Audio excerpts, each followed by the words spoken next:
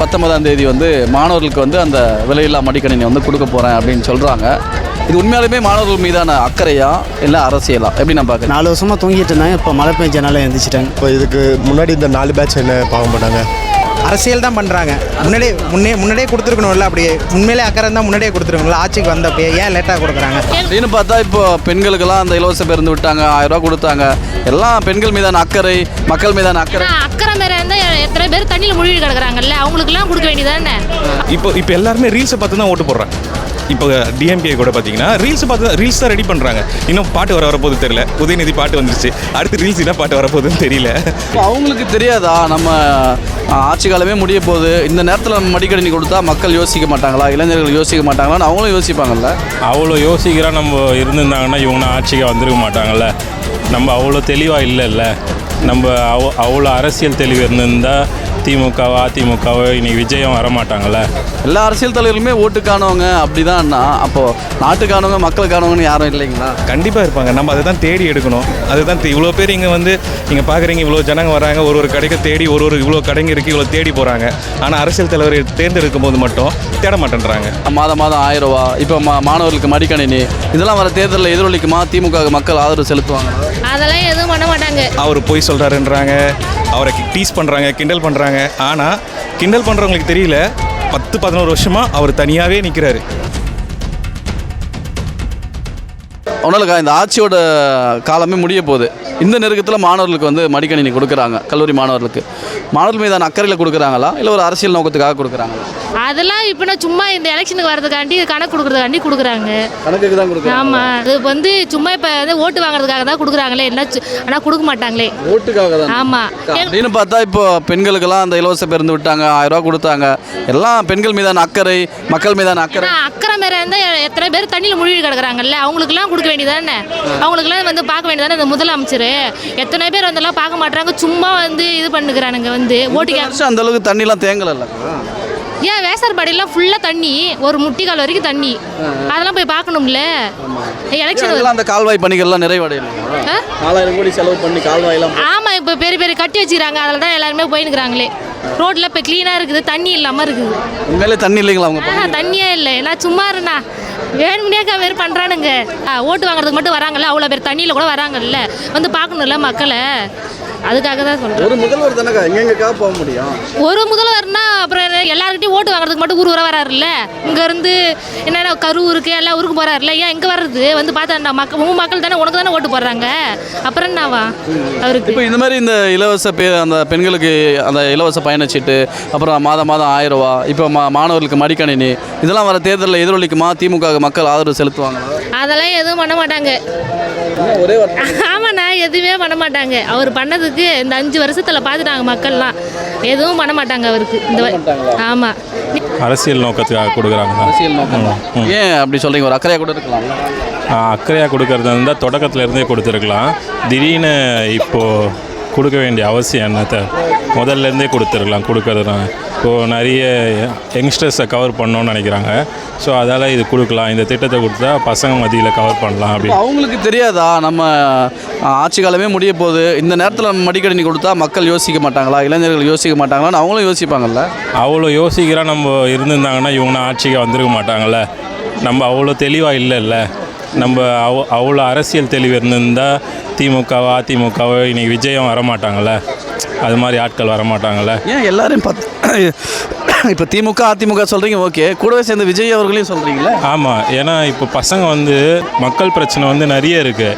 ஆனால் அப்போனா வராதவங்க இன்றைக்கி விஜய்ன்ற ஒருத்தருக்காக தான் வராங்களே தவிர மக்களுக்காக வரல. எதுனா பிரச்சனை இதுன்னா எவ்வளோ பிரச்சனை நடந்தது. ஆனால் அதுக்குன்னா வராத பசங்க விஜய்ன்ற ஒரு தனி நபருக்காக வராங்களே தவிர மக்களுக்காக வரல. அது வந்து ஒரு நீண்ட அரசியலுக்கு வலு சேர்க்காது. இது திருப்பி அது திமுக அதிமுக மாதிரி தான் அமையுமே தவிர ஒரு புதிய மாற்றமாக அமையாது. சரி, மாற்றம் அமையணும் அப்படின்னா யார் வந்தால் தான் சரியாகும்? சீமான் தான். சீமான், நாம் தமிழ் கட்சி வரும். ஏன் மாற்றம்னும் போது அவரை சொல்கிறீங்க?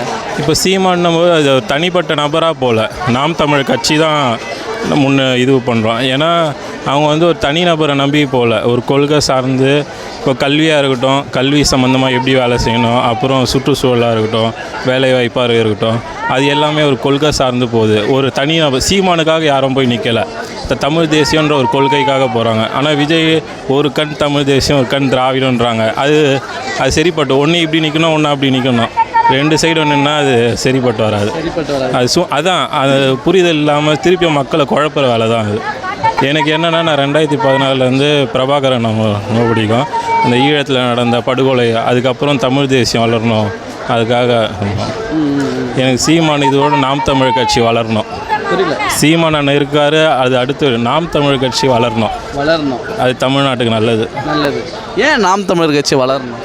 நாம் தமிழ் கட்சி வளரணும், அந்த கொள்கை, அந்த தமிழ் தேசியம், தமிழ்நாடு, தமிழர் ஒரு ஆளணும்.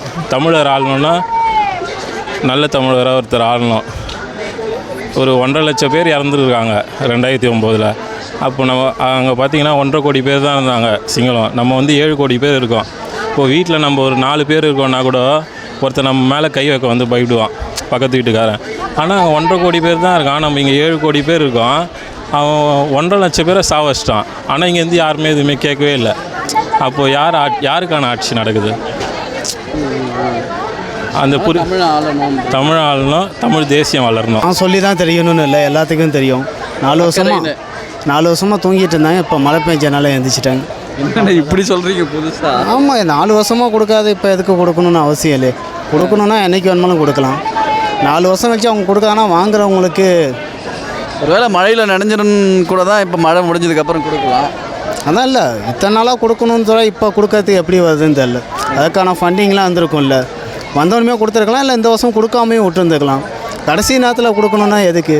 ஒரு அக்கறை தான். அந்த அக்கறை ஃபஸ்ட்லேயே இருக்கணுமே. ஃபஸ்ட்லேயே இருக்கணும். அரசியல் தான் பண்ணுறாங்க. முன்னாடியே கொடுத்துருக்கணும்ல. அப்படியே உண்மையிலே அக்கறை இருந்தால் முன்னாடியே கொடுத்துருக்கணும்ல. ஆட்சிக்கு வந்தப்போ ஏன் லேட்டாக கொடுக்குறாங்க? இப்போ கொடுத்தா என்ன, மாணவர்களுக்கு கொடுத்தா போதும்ல. கொடுத்தா போதும். அதுக்காக எப்பயுமே லேட்டாக கொடுக்கறது அது பயன் இல்லாததாக போய் முடியும். கொடுக்குறத ரைட் டைமில் கொடுக்கணும். ஸோ அந்த டைமில் சொன்னப்போய் கொடுத்துருந்தா எல்லோரும் யூஸ் ஆகிருக்கும். அது அவங்களுக்கு உண்மையிலே அரசியலாக யூஸ் ஆகிருந்திருக்கும். இப்போ கொடுக்கறது எலெக்ஷனுக்காக கொடுக்குற மாதிரி இருக்கும். இந்த 4 வருஷம் பண்ணாதது இப்போ புதுசாக ஒன்றும் பண்ண போகிறது இல்லை. இது எலெக்ஷன் வச்சு தான். வேலை அக்கறையாக கூட இருக்கலாம் இல்லைண்ணே, ஃபண்டிங் இல்லாமல் இருந்திருக்கலாம். இது அக்கறைன்னு எப்படி சொல்கிறது? அப்போ இந்த 4 வருஷமாக அக்கறை தெரியலையா? அது அக்கறை இல்லாதது தான். இது அவங்களுக்கும் தெரியும்ல, அவங்களுக்கு எலெக்ஷனை மட்டும்தான் அவங்களுக்கு எய்ம். எலெக்ஷனை வச்சு தான் அவங்களோட ரன்னிங் இருக்கும். ஸோ அவங்க இதுதான் எய்ம். அது மூவ் பண்ணி தான் போவாங்க. டிஎம்கே எப்பவுமே அப்படிதான். அப்படிதான். இன்னைக்கு நேற்று இல்லை, அவங்களோட டார்கெட்டே எப்பவுமே ஓட்டுக்காக மட்டும்தான். எல்லா அரசியல் தலைவர்களுமே ஓட்டுக்கானவங்க அப்படிதான்னா, அப்போது நாட்டுக்கானவங்க மக்களுக்கானவங்கன்னு யாரும் இல்லைங்களா? கண்டிப்பாக இருப்பாங்க. நம்ம அதை தான் தேடி எடுக்கணும். அதுதான் இவ்வளோ பேர் இங்கே பார்க்குறீங்க, இவ்வளோ ஜனங்க வராங்க, ஒரு கடைக்கு தேடி இவ்வளோ கடைங்க இருக்குது, இவ்வளோ தேடி போகிறாங்க. ஆனால் அரசியல் தலைவரை தேர்ந்தெடுக்கும் போது மட்டும் தேட மாட்டேன்றாங்க. அவங்களுக்கு என்ன தோணுது அந்த நாளில், அந்த நிமிஷத்தில் என்ன தோணுதோ அதுதான். ஜாதி, மதம், இனம், இது 3த்துலேயும் இருக்குது. அவங்க 3 தலைவருக்கும் நிறைய பேர் இருக்கிறாங்க. அது மக்களுக்கான தலைவரும் தேர்ந்தெடுக்க வேண்டியது நம்மளோட கடமை. அந்த கடமையை எல்லாரும் மறந்துடுறாங்க. மோஸ்ட்லி அதை பார்த்து நம்ம தேர்ந்தெடுத்தாலே சரியாக வந்துடும். அப்படி தேர்ந்தெடுத்தால் சரியான தலைவர் நீங்கள் ஒரு அறிமுக மக்களுக்கு கொடுப்பீங்கன்னா யார் இருந்தால் சரியான தலைவராக? இப்போதைக்கு அறிமுக தலைவர்னு எனக்கு தெரிஞ்ச வரைக்கும் நான் 2011 பார்த்துட்டு இருக்கிறேன். அரசியல் களத்தை பார்த்துட்டு இருக்கும்போது சீமான் அண்ணா நல்ல லீடராக இருக்கார், போராட்டம் பண்ணுறாரு, நிறைய காரியங்களை நிறைய பேசுகிறாரு. இது வரைக்குமே ஸ்டாண்டர்டாக நிற்கிறாரு. ஆனால் மாற்றி பேசுகிறாருன்றாங்களே. அவர் பொய் சொல்கிறாருன்றாங்க, அவரை டீஸ் பண்ணுறாங்க, கிண்டல் பண்ணுறாங்க. ஆனால் கிண்டல் பண்ணுறவங்களுக்கு தெரியல, 10-11 வருஷமாக அவர் தனியாகவே நிற்கிறாரு. பொய் சொல்கிறவராக இருந்தால் என்னத்துக்கு மாறி இருக்கணுமே? இப்போ எத்தனை கட்சிங்க இருக்குது, எத்தனை பொய் சொல்லியிருக்கிறாங்க, அவங்களாம் மாறி இருக்கணுமே. அவங்களாம் மாறலையே. அவங்களாம் மாறிட்டாங்க. மாறிட்டாங்க. இவர் மாறலையே. இவர் அப்படியே ஸ்டாண்டர்டாக தான் நிற்கிறாரு. அப்போ நம்ம பார்க்கும்போது எப்படி தோணுதுன்னா, அப்போ இவ்வளோ நாளாக போய் சொல்கிறது ஒருத்தர் ஏதோ ஒரு நாள் வெளிச்சத்தை கண்டுபிடிச்சிட முடியும். ஆனால் இவர் கண்டுபிடிக்க முடியலல்ல. அதனாலே எனக்கு சீமான் அண்ணா தான் இப்போதைக்கு லீடர். அந்த லீடர்ஷிப் குவாலிட்டின்றது எனக்கு இப்போதைக்கு பார்க்கும்போது சீமான் அண்ணா தான். ஏன் லீடர்ஷிப் குவாலிட்டின்னும் போது சீமான் அவர்களையும் அழுத்தமாக ஒரு பிரச்சனையை அட்ரஸ் பண்ணுறதும் சரி, ஒரு விஷயத்தை அவர் சொல்கிற எக்ஸ்ப்ளனேஷனும் சரி, அவ்வளோ கிளியராக இருக்கும். இப்போ பார்த்தீங்கன்னா ஒரு ஸ்டேட்மெண்ட்டை இன்றைக்கி ஒன்று சொல்கிறாங்க, நாளைக்கு ஒன்று சொல்கிறாங்கன்னா அவர் மேலே குற்றச்சாட்டு வைக்கிறாங்க. ஆனால் அது கிடையாது. அவர் அன்னைக்கு அந்த இதை பார்க்குறாரு, 2 நாள் கழிச்சு தான் அவரோட ஸ்டேட்மெண்ட்டே வரும். அவ்வளோ சீக்கிரத்தில் பேச மாட்டார். நான் நிறைய பார்த்துருக்கேன். ஒரு நாள் 2 நாள் இல்லை, நிறைய விஷயத்தை பார்த்துருக்கேன். அவர் ஸ்டாண்டர்டாக அவருடைய கருத்தை தெளிவாக வைக்கிறார்.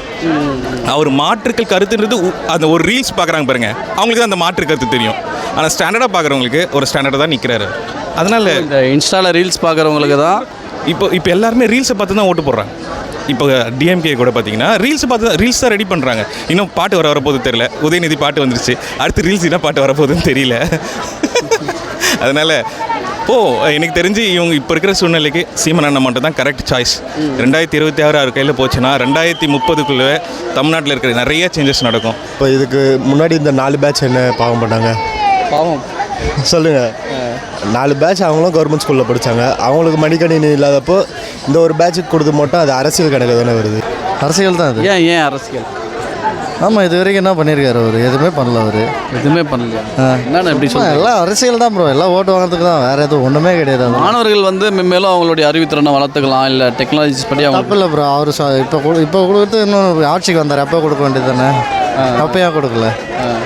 இப்போ கொடுத்தா எல்லாம் அரசியல் தான். ஏன்னா அடுத்த நெக்ஸ்ட் இயர் எலெக்ஷன் வருது. எலெக்ஷனுக்கோசரம் தான் அதை கொடுக்க போகிறோம். அரசியல் தான். அரசியல் தான், அதில் எந்த மாற்றமும் கிடையாது. நன்றி.